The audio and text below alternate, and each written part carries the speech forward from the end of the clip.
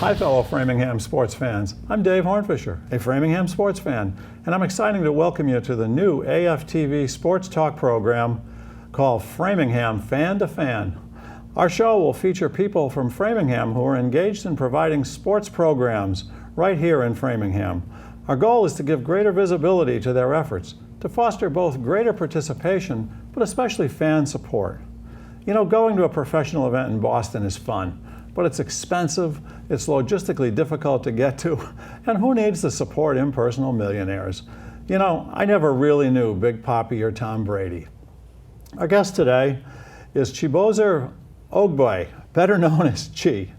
And Chi grew up playing basketball in Framingham. He started playing at age 13, he told me, and he has a hoops experience that's evolved through Framingham High School to the Master's School in Simsbury, Connecticut, and then on to college, now at Clarkson University, somewhere up in the cold of upper state New York. He's been on a number of regional all-star teams out of Boston during his high school years. And Chi, you already have an incredible basketball resume. Let's start out by talking about how it got started in Framingham. So I remember I was in like middle school and people were always like, you should play basketball because you're kind of tall. My son went through that. My son's answer was always, no, I'm a hockey player. Well, that's what I used to say. I used to kind of say I want to play soccer. Okay. And then I kind of like hit my growth spurt freshman year. I went from like 5'8" to like 6'1". And then I tried out for the basketball team at Framingham High School as a sophomore. Made JV, was pretty mad about that. And then I was like, I need to go somewhere where I can like excel and become a better basketball player. So I ended up going to prep school in Connecticut, the master's school, and getting better at basketball. And then in like getting better at basketball, I ended up getting ranked in New England and ended up playing for like noted teams and playing with people who like right now will probably end up playing the NBA.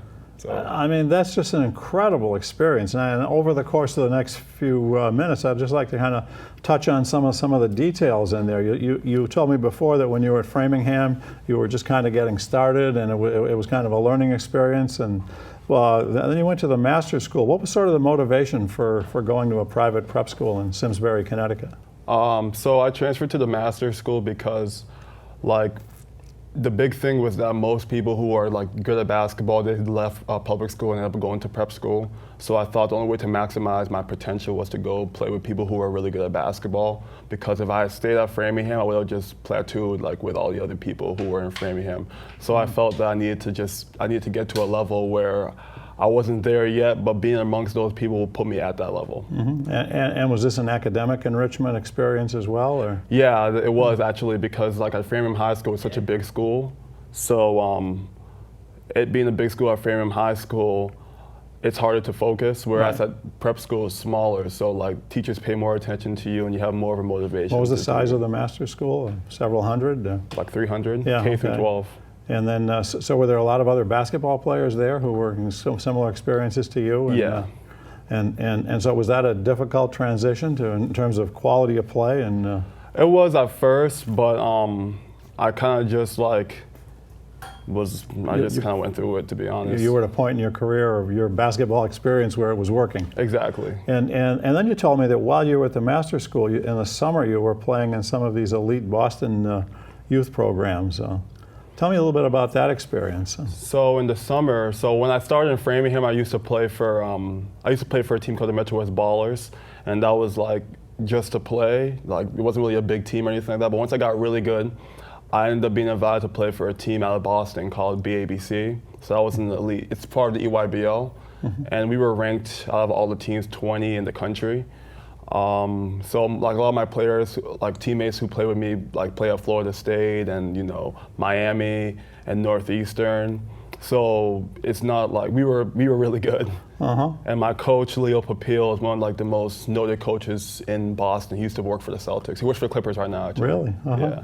And you were about what, 6'3" then, probably 6'4"? I was about 6'5". 6'5", right now. And now you're taller than me, so you're at least 6'6" and maybe 6'7" and growing, or? Maybe I don't. I just tell people I'm 6'5", so people don't look at me and they're like, nah, you're not 6'6". Oh, be proud of it. Be proud of it. Be proud of it. Wear it with pride. That was my experience. I've lost most of my hair though, bumping into things, and with my the danger of being tall.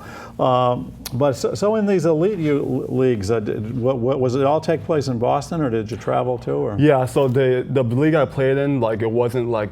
We never played in Boston. Like we played in only like local tournaments, but that wasn't a part of the league. We usually played in, so they're called sessions, EYBL sessions, and we would play, there usually be 4 sessions. You start off in California, then you play in Virginia, then after Virginia you go to Dallas, Texas, and then after Dallas you go to Minnesota, and if you're good enough, which we usually were, you make it to EYBL Peach Jam, which is in South Carolina, and that's where all the best players in the country are. It's a fascinating experience that I think most of us sports fans probably aren't aware of. You know, you see these elite basketball teams playing on television in the winter, and you think these are just players who came out of high school, and it's, I mean, this is a major commitment to do something like this. I mean, you have to kind of eat, sleep, and drink basketball, don't you? Or? Yeah, you do.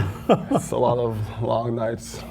Travel and long nights and staying in hotels and pretty much living life on the road. Life on the road at age like from 15 to like 16. 18. Yeah, wow. And that in itself is a life experience, I would think. That. And you were doing this while you were at the master's school mostly? Yeah. Yeah. Talk a little bit about your experience at the master's school. That's in Simsbury, Connecticut. Yes. So the master's school was a place where I was able to kind of grow as a basketball player. My coach, he used me in the right ways. He knew that like me, the way I play basketball, I'm not really I wouldn't call myself a scorer, but he would put me in situations where I'm more of an all-around player. So he put me in situations where I could showcase all my talents, so more so passing, rebounding. And then because I had so many people around me who could who could score, it would open up the lanes for me to go ahead and score. So at master's school, I was pretty well-rounded. Like I averaged like 8 points, 6 assists, and like 7 rebounds. That's somebody that's in the flow of things. That's for sure. And then you went on to Norwich Academy in Vermont. In Vermont, which is a military school, right? Yeah, it is. And you played there as a freshman. I started immediately as soon as I got there. And so did many of the players from Masters go on to schools like Norwich and other places? My whole team. So I had the option to go to junior college out of school, but I just didn't really want to go through that whole process again of recruiting. So I just ended up going to D3. But most of the players with me on my team, like my point guard plays at Maine, our 2 guard plays at Hofstra. My 3-man's at Stony Brook. My big man is at Monmouth. So our whole team pretty much went to go play, and they make an impact on their team like right away. Did you ever play Framingham State when you were there? No. No. Never. Other D3 schools around here, though, you probably played, right? I played Westfield State. Okay, yeah, okay, so another MASCAC school. And then, and now you're at Clarkson, and you're now going to be a junior this coming year. So, so your first year at Clarkson was that a tough transition from Norwich, or? It was, because like at Norwich, I kind of went there, and I was the man immediately. Like the coach kind of gave me the keys, like when he was recruiting me, like I could do what I want. Whereas when I went to Clarkson, it was the first time since I was like a freshman in high school I had to sit on the bench, which is kind of tough. But like I kind of got through it and just knew I had to just get better, honestly. Right. It was the first year, and so now you have 2 more years there. So, what are your prospects for this fall at Clarkson new? Hopefully, just to get better, and Clarkson going to have a good team? We should. You're going to win more than you lose, is the? Yeah, the thing is with the league that we're in, the Liberty League in New York, is that you only get only 4 bids get into the playoffs. So we could have easily made the playoffs, but like only 4 teams get in. So who are some of the other teams in that league? St. Lawrence, Vassar, Union, Skidmore. Colgate's not in that league. No, they're in the D1. Oh, right. That's Ithaca right. just joined the league. Okay. So teams like that. So this is a D3 league. Yeah. And well, maybe you get to meet Framingham State in the playoffs there somehow, or maybe they're not that good. Yeah, they're not that good. Not yet. Not yet. Is there a strong women's program at Clarkson too? Yeah, Clarkson women's program actually just won Division III. Not Division III. They won the league they won the Liberty League for the girls thing, and like 2 years ago, and last year they lost in the finals. I always think of Clarkson as a hockey school. It is. I mean, it's up there, and you were talking about the average temperature per day that you're there is probably Negative something. It makes you feel like you're back home in balmy Framingham when you come home for Christmas or break or something. It's a long way to get here from there. How do you get to Clarkson from here? Well, at first my mom would drive me. It was like 8 hours, 9 hours for her driving me. But like I had to start taking like planes, like little Cape airplanes. There's an airport in Clarkson? I'd have to go to like Saratoga. Okay. Just to go. Yeah, right. My son went to Colgate, and we drove him up there once, and then they had a group bus that worked out to get him back home. Well, now you're also, in addition to your basketball exploits, you're an intern here at AFTV, which is in itself, I think, a rather exciting program. Our camera crew tonight has got another intern on it. And talk a little bit about your intern experience here at Framingham. So my intern experience here at Framingham, I'm honestly kind of happy that I did it because initially, when I finished this past sophomore year, I was trying to get one of those bigger internships, like WGBH and like the really big production companies. Right. But honestly speaking, like if I had like ended up going there immediately, I would have just gone and got people coffee and stuff like that. Right. Whereas here, I got to work with Chibuzor, and like I got to put together a studio show. Who's like, the producer of this show? Yeah, who was the producer of this show. Got to put together my own studio show, like with his help, and like do kind of like what I wanted to do. And he kind of gave me like the free reins to kind of like, he was like, this is what you want to do, you go ahead and do it. Like I'm here to back you up. And like now I feel that like, because I've done stuff that I want to do, I'm more qualified than a lot like other people who are applying for certain jobs that I may want, because I already I worked in this as an intern, but my task as an intern was to actually do something like meaningful as opposed to getting coffee. Yeah, you were telling me that you had a show that's been on the air already, and it's going to be on a few more times, saying you say tomato, I say tomato. I say tomato, you say tomato. There you go. Yeah. I even got to pronounce your last name right. I had to work on that. A name like Hornfischer, I'm always sensitive to proper pronunciation of different last names. So what was the focus of the Tomato show? I mean, was this a linguistics experience? No. So my show is a children's show. Oh, how cool! It's an educational children's show where kids talk about kids kind of talk about different issues going on today, such as race and lying and politics, but they also talk about things like toys. Bullying. Yeah, kind of just like stuff that adults would more so talk about, older people. And like my goal from it was that I want kids to just be as innocent as possible and like with their answers. What a creative idea. Yeah. And you've had pretty good reaction to it? Yeah, like I've had I've not got negative reactions from it whatsoever. So you were telling me that, so the internship here, this is consistent with what you might want to do with the rest of your life after you get to be an old guy like me? Without question. I mean, at the end of when I'm done with Set It All, I kind of want to be a television producer for kids.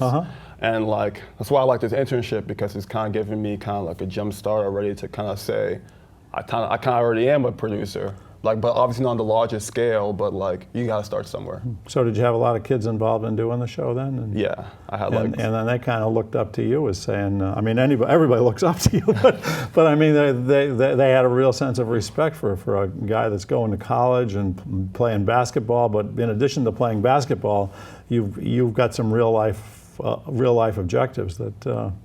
Are just really, I think, exciting, especially in this day and age of technology. Do you have any interest in sports broadcasting or sports management or anything like that? Not at all. No, okay. Not so you wouldn't be, you're not ready to be. I mean, unless the Celtics came to me right now and they were like, you can be the GM, I'm going to say yeah, but other than that, not really. But sports media is a big thing on cable TV these days. I mean, just look at this show, Fan to Fan in Framingham. Okay, we're doing sports telecasting right here in Framingham. I mean, so this is going to be the ESPN of Framingham pretty soon. Okay. So and you're one of the feature performers here already. But I think I think athletes especially. I think have at a certain point in your life, you say, well, I'm probably, I don't know, do you still have a dream of taking your basketball career on beyond Clarkson, or is that? No, I don't, to be honest, because the way I look at it is that I don't want to, like, with this whole basketball thing, I don't want to go and, like, hurt myself and then have nothing else to do. Right. Like, because that's pretty much what it is. If you hurt yourself, that's the end of your career. Whereas if I kind of put my mind into something that's more productive, sort of like television type of things, like no matter whether I break my leg or if I break my arm, something, I can still do this. Sure, and it's a life experience. And D3, Division III sports, I went to a Division III school too.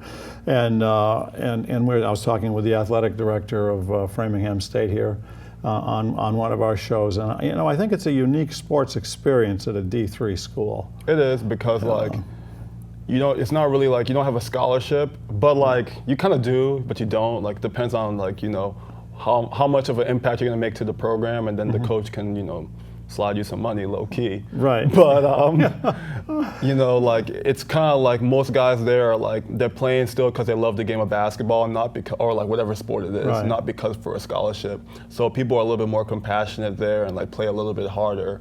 Whereas like most guys at the Division I level are just kind of doing what they're told to do because like they're playing for money. And frankly, if you're going to school like Clarkson, you've got some pretty smart teammates. And so when the coach wants to give you a rather sophisticated offense, you guys probably get it. Yeah, super hard offense. My coach likes to run that NBA offense. Really? Well, talk a little bit about that. Give us some basketball buzz here.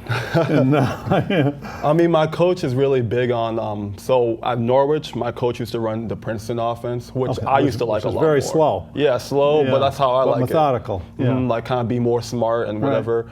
Whereas my coach at Clarkson likes to do a lot of sets. So we used to run a lot of Cleveland Cavalier sets and stuff like that. Yeah, so that's what my team's a whole bunch of shooters. Really, I'm the only one who's not a shooter. Okay, so you're more the Love than the LeBron. I'm the one who gets to the rim. You get the ball. Yeah. I get the ball and I drive to the rim and I dunk on somebody. And looking at the Clarkson website, they had a little profile of the players, and the highlight for you was a one-handed slam dunk I saw. That's pretty impressive. There aren't many people that could say they did that. I mean, I'm tall, and I actually did dunk, believe it or not, when I was your age, okay? I can't anymore, obviously, but and that was a major accomplishment. But to be able to do a one-handed slam dunk, that's just got to feel good. Doesn't it? I mean, isn't it kind of like hitting a line drive in baseball or that's kind of like what I do at this point. That's kind of what I do. It's not really, doesn't really feel good. It's kind of just like. First time you did it, how long have you been able to do that? I've been able to dunk since I was a freshman in high school. I know, dunking is one thing. One-handed slam dunking is... Since I've been a freshman in high school. Really? Wow. Yeah. Well, no wonder you got recruited and got on these all-star teams. And yeah. I'm pretty athletic.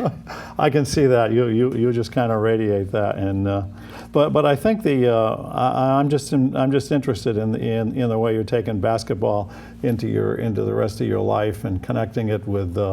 I mean, team sports in general, I think, help all of us be better people. We understand how to lose, how to win, how to work together. That's got to help you in the kind of career that you're talking about. Without question, because when I'm doing anything like out here, or like even like just little petty stuff that I do, like the fact that I know what it means to be a part of a team, and I've been in such high-level basketball teams that like I had a job. That I know, okay, I have to do this, this, this, and this, and like that's how I'm gonna make the team work. Job, that's the Belichick word, right? Yeah. If everybody does their job, right? Then you're fine. Whether it's at AFTV or on the field. So are you a sports fan in addition to being a player? I am. Well, what teams do you like to follow around here the best, or anywhere? Are you like me, a Boston Laundry guy, that if it's a Boston uniform I cheer for him, or are you a little more sophisticated? I'm a little bit more sophisticated, so I like. I suspected that. I like. Well, I support the people on Framingham High School and their basketball team, obviously, because like I have roots to Framingham High School, and a lot of people on Framingham High School are like my brothers, so like I have to really. Kinda like. Okay. Oh, so your brother's on the high school team too? Yeah. Yeah. And then what's it called? I like, for professional sports, I like the Patriots. I like the Green Bay Packers a lot though too. And then I like the Celtics, but I'm a huge LeBron fan. Like a huge LeBron fan. I got the message that you like quality. Yeah, I like. That's why you go to Clarkson. Yeah. That's why that's why you played in the elite league. I think that that comes across in sports, is that I think good management and well-run businesses and sports are sort of like that in real life in so many ways. So you think the Patriots can go 16-0? That's a tall order, huh? I hope they don't. I hope they lose. I hope they lose early, just so they can get that loss out. I agree with you. Because you don't want another situation like, was it 2007? Super Bowl. Yeah, you don't want another situation like right that. down to that, and then it's everybody going. I wouldn't mind if they went like 7-0 and then lost, and then they just didn't lose after that. That's what They have a lot of happen. talent. Mm-hmm. They do have a lot of talent. All right. So do you follow baseball? No, baseball is so boring to me. Really? Yeah. It's kind of a sophisticated game. I'm surprised the Clarkson guy wouldn't be into that kind of stuff. It's too long. Yeah, it is. It's way too long for me. Oh, an NFL But game. if I played baseball, if I was good at it, I would like it. Right. But I don't like watching it. Yeah. Yeah, you'd probably like to come over and watch some of our senior softball games. Only if I get to play. You only got to play. We got to wait a few years to do that. And that's another thing is that I think basketball is a game I think that you can play quite a while later in life and at some level, maybe not the way you're playing it now, but do you play other sports besides basketball? Yeah, so I played in high school. I played soccer. I still play soccer sometimes, but I played soccer. I led my team in goals actually for soccer. Really? Yeah. Yeah, and then I played soccer. I played ultimate frisbee in high school too, Okay. after the basketball season. But I was really good at soccer. Really Long good. legs helped. Yeah, and you're quick. I am. And yeah. And it helped for basketball too. And so just talk a little more. You mentioned I like the comment that you made about wanting to be supportive of Framingham sports. Talk a little more about kind of what that evolves and how you're. You talked about your brother and his connection there. Well, I just know that with this being Framingham, a lot of people, it's a town, so a lot of people know each other. It's about to be a city. And it's about to be a city, I know, but a lot of people do know each other. Yes. And people don't really like to see other people succeed. Really? Here, from what I've seen, at least, I've went through it with myself when I was kind of moving up for basketball.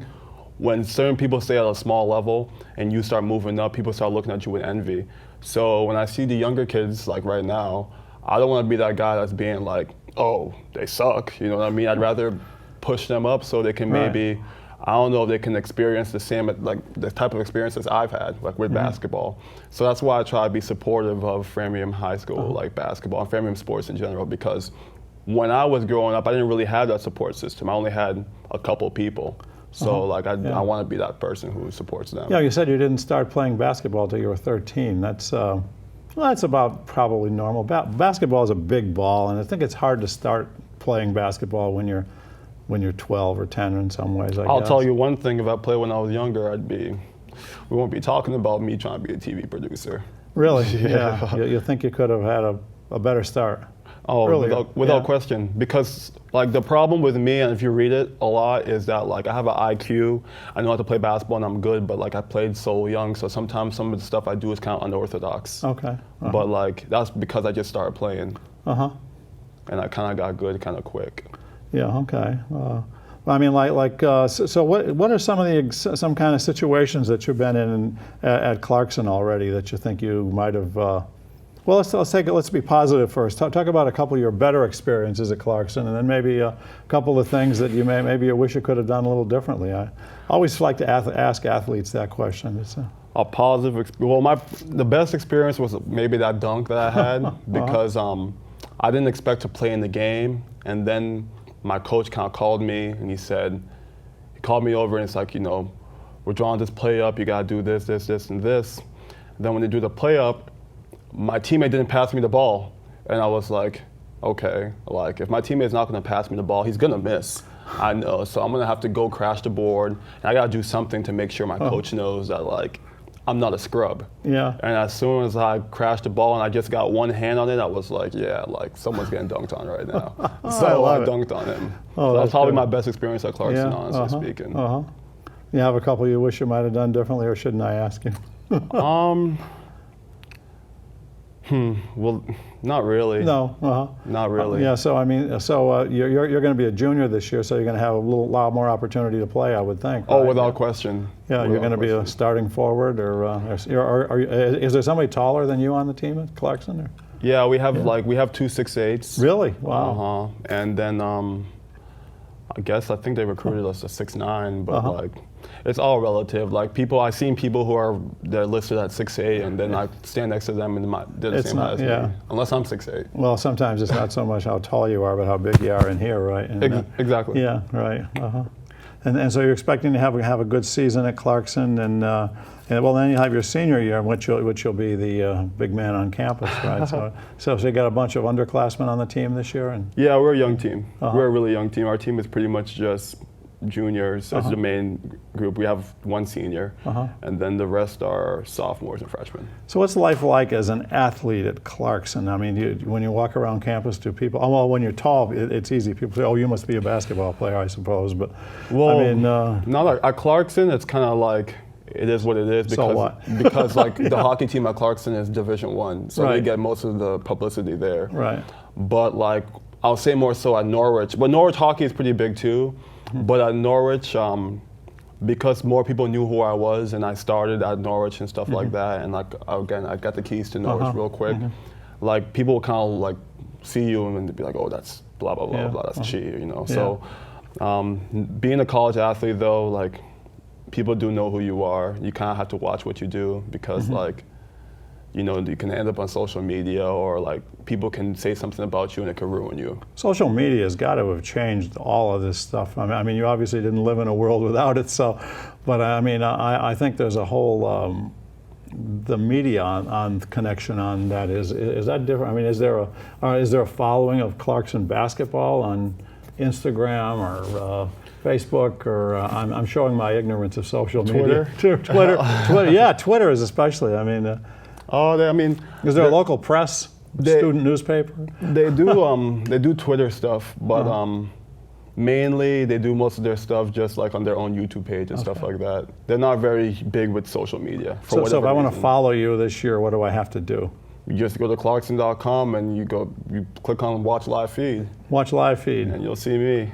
Okay, I think you've challenged a lot of people in Framingham to kind of do that. It's been a great conversation. As I mentioned before, on this show, I'm going to be trying to talk with people like yourself who are in the middle of experiencing sports as a performer, as a player, as well as people like people who are involved in the management of it, the athletic directors and coaches and stuff like that, and probably even bringing on a few just fans like me. So if you're out there in AFTV land here and are watching this show and feel you have some kind of a sports twist, drop us a line here at AFTV, care of Framingham Fan to Fan, and you too can be the talent here. I'm really excited about bringing a wide variety of people. And Chi, tonight you've been a terrific guest. It's been great to talk to you. Thank you. When we play one-on-one. One-on-one. Well, I've got a hoop in my backyard. I still do. I told you, it's 29 Arch Street. I'll finish you. I'm going to find you there. Okay, you're going to slam dunk over me. I know. I haven't been that hard on you tonight. Come on. No, it's okay. Maybe a little hoarse. No, we're going to have a dunk contest. I'm going to have to lower the hoop. Thank you so much, Chi. It's been great. Good.